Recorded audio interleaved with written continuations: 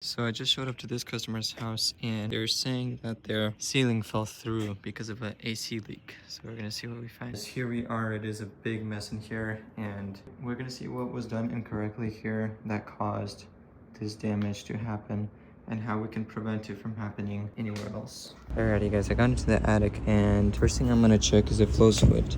Before I talk about the flow switch, let me talk about what happens and what causes the water to overflow. So condensation usually comes off of the evaporator coil, which is in here. It's like a cup of cold water in a warm room. It condensates. Same with the evaporator coil. It's a cold evaporator coil and warm air rushes through the evaporator coil. As it rushes through the evaporator coil, the humidity that is in the air hits the coil, comes down as condensation, comes out this tube and drains out outside. Now what happens is this tube gets clogged up with sludge and gunk, and when it starts backing up, water comes up, and this float switch shuts it off. So what happens if water, when it fills up, it shuts it off like this, and that cuts the circuit from this side to this side, and it shuts off the low voltage to the thermostat and to everything else. Now what happened here is the float switch, first of all, it's sitting at an angle.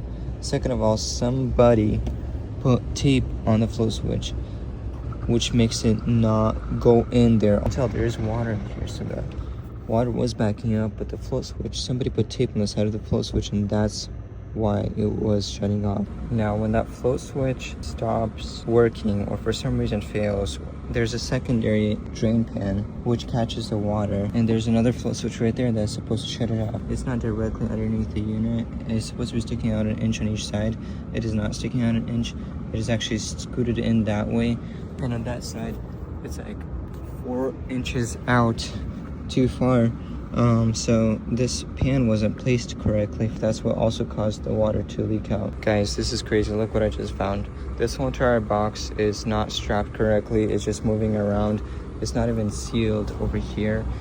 This box, that's the return. It's not strapped up, and as you can tell, it is just sucking in warm attic air right over here.